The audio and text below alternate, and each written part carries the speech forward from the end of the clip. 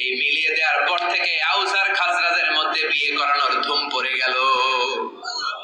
এরা কুরবানির গোশত নিয়ে আউসের এরা খাজরাজের বাড়িতে দিয়ে আসে, খাজরাজের এরা আবার উট জবাই করলে বড় রান দিয়ে আসে আউসের কাছে। সুবহানাল্লাহ পড়ে।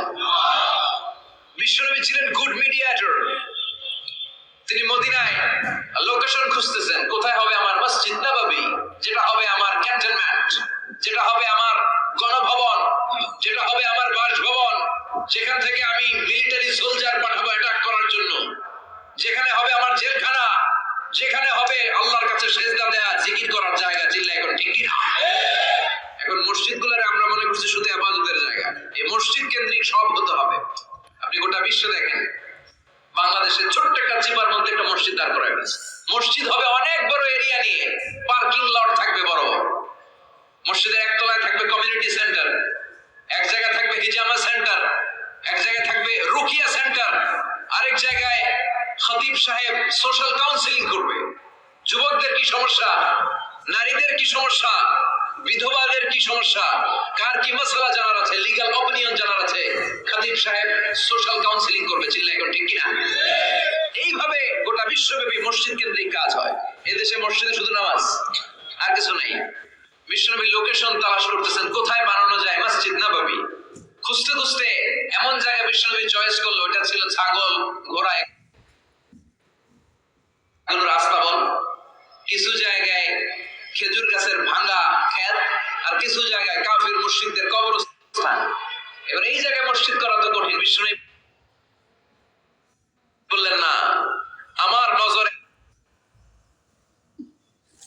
এক জায়গায় যদি পড়ে ওইখান থেকে আমি ফিরাই না সহজে, ট্রাই করো, এটাই আমার লাগবে মসজিদে নববী।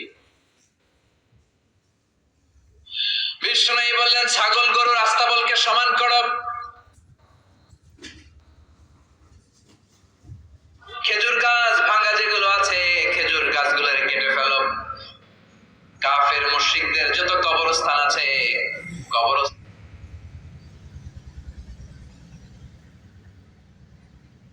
থেকে হাড্ডি গুড্ডি এখান থেকে নিয়ে অন্য জায়গায় দাফন করো।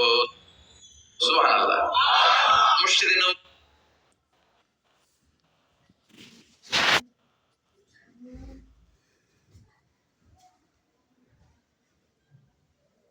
শুরু হয়ে গেল। নিজ হাতে পাথর কেটে কেটে তিনি মসজিদে নববী বানালেন। আর এর আগে যেটা বানায় আসছে ওটার নাম মসজিদে কুবা। ওটার নাম কি? আপনাদের এলাকায় অনেক জায়গায় আছে না মসজিদে কুবা? কুমিল্লাতে একটা আছে, আছে না? 2 জায়গায়। এই মসজিদে কুবাতে বিশ্বনবী সাল্লাল্লাহু আলাইহি ওয়াসাল্লাম এক সাহাবাকে ইমাম বানায় দিয়ে আসলেন। উনি ইমামতি করে ওই মসজিদে, আর বিশ্বনবী ইমামতি করে মসজিদ নববীতে। মসজিদে কুবার যে ইমাম, তিনি প্রতি রাকাতে জাহরি কেরাতে মানে মাগরিব এশার ফজরের সালাতে প্রত্যেক রাকাতে সূরা ফাতিহার পরে এই সূরা ইখলাস পড়ে। শুনতেছেন? প্রত্যেক রাকাতে সূরা ফাতিহার পরে কি পড়ে? ইখলাস। মাগরিবের প্রথম রাকাতেও ইখলাস, দ্বিতীয় রাকাতেও ইখলাস, এশার প্রথম রাকাতে ইখলাস, দ্বিতীয় রাকাতেও ইখলাস। ইখলাস পরে এরপর অন্য একটা সূরা পড়ে, কিন্তু শুরু করে ইখলাস দিয়ে। ফজরের প্রথম রাকাতেও ইখলাস, দ্বিতীয় রাকাতেও। মুসল্লিরা কে পাইছে কি? পাইছে কি? খালি ইখলাস, খালি ইখলাস। যে ধরছে, আপনি পাইছেন কি বলেন? ইমাম সাহেব বলে, কিছুই পাই নাই, আমার মন চায় আমি পড়ি, তোর মন চাইলে তুই পড়, নাইলে যা। তোর কমিটির সভাপতি সেক্রেটারি এই মসজিদের ইমাম হিসেবে আমার নিয়োগ দেয় না, নিয়োগ দিছে বিশ্বনবী। আমার নিয়োগ যদি বাতিল করতে হয় লাগবে বিশ্বনবীরে তুই ভাগ। তোমার মনে চাইলে পড়ো, নাইলে অন্য মসজিদে পড়ো, যাও মিয়া। এটা তো সভাপতির সেক্রেটারির নিয়োগ দেয়া মসজিদ না, এটা নিয়োগ দিয়েছে বিশ্বনবী, ঠিক কি না? নিয়োগ বাতিল করলো কে করবে? বিশ্বনবী। সবাই বিশ্বনবীর কাছে যে বললো, ইয়া রাসূলুল্লাহ, এমন ইমাম আপনি দিয়ে আসছেন, উনি ইখলাস ছাড়া আর কিছু পড়ে না। বিশ্বনবী বললেন, তাই নাকি? এমন করে কেন? ডেকে আনো। ডেকে আনা হলো। বিশ্বনবী বললেন, ওরে সাহাবী, ঘটনা কি হাসা? কয় হাসা। প্রতি রাকাতে সূরা ইখলাস পড়ো, তোমার কি কোরআন থেকে অন্য কোন সূরা মুখস্থ নাই? সাহাবী বলে, নবী, সব মুখস্থ আছে, কিন্তু এই সূরাটা আমার পড়তে ভালো লাগে, কারণ ফিহি সিফাতুর রহমান, এই সূরার ভেতরে আমার আল্লাহর পরিচয় আছে গো নবী। আমার আল্লাহর পরিচয়টা খুব সুন্দর করে দেয়া, আমার রবের কথা এই সূরার পরতে পরতে পাওয়া যায়। এজন্য এই সূরাটা পড়তে আমি বড্ড ভালোবাসি। বিশ্বনবী বললেন, ইমামতি যাবে না, তোরটা পার্মানেন্ট হয়েছে। আল্লাহু আকবার। তোর ইমামতি পার্মানেন্ট করে দিলাম, যেমনে পড়াইতি এমনি পড়াবি। প্রতি রাকাতে এই সূরাতুল ইখলাস তুমি পড়ো, সমস্যা নাই। এই যে তুমি সূরাতুল ইখলাস পড়ো, সূরাতুল ইখলাসকে ভালোবাসো, আল্লাহ বলেছেন এই ইখলাসের ভালোবাসার কারণে কিয়ামতের দিন আল্লাহ তোরে জান্নাতে ঢুকায়া দিবে। ইখলাসের ভালোবাসার কারণে আনতা মিন আহলিল জান্নাহ, তুমি জান্নাতে যাবা। হুব্বুকা ইয়াহা ইউদখিলুকাল জান্নাহ, এই সূরার ভালোবাসাই তোমার জান্নাতে ঢুকায়া দিবে। সুবহানাল্লাহ পড়েন। এজন্য সূরা বেশি বেশি পড়তে রাজি আছেন তো? বিশ্বনবী তাবুকের যুদ্ধে গেলেন। তাবুকের ময়দানে বিশাল যুদ্ধের ময়দান, বিশ্বনবী 30,000 সৈন্য নিয়ে গিয়েছেন। আর খ্রিস্টানদের সৈন্যদের সংখ্যা হচ্ছে প্রায় 40,000। কিন্তু বিশ্বনবী যুদ্ধে এসেছেন, খ্রিস্টান বাদশা দৌড়, সৈন্যবাহিনী নিয়ে সব পালায় গেছে। যুদ্ধ ছাড়াই বিশ্বনবীর বিজয় দিয়েছে কে? বিশ্বনবী তো মহা খুশি, আল্লাহ শুকরিয়া আদায় করলেন। যুদ্ধের ময়দানে বিশ্বনবী দাঁড়িয়ে আছেন, হঠাৎ দেখলেন সাইয়েদনা জিবরাইল আকাশ থেকে জমিনে নেমে আসছে।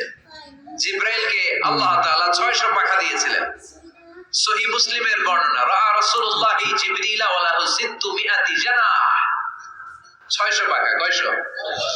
600 পাখা মেলে সাইয়েদনা জিবরাইল নেমে আসছেন। ওনার পাখার কারণে সূর্যের আলো পৃথিবীর মধ্যে পড়তে বাধা সৃষ্টি হচ্ছে।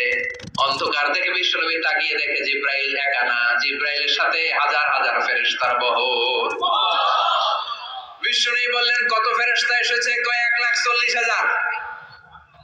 সাইয়েদনা জিবরাইল বললেন, ও নবী, আপনি যুদ্ধের ময়দানে আল্লাহর শুকরিয়া করেন, আর ওই মদিনাতে আপনার কলিজার টুকরা সাহাবী মুআবিয়া ইবনে মুআবিয়া আল মুজানি একটু আগে শেষ নিঃশ্বাস ত্যাগ করেছে গো নবী।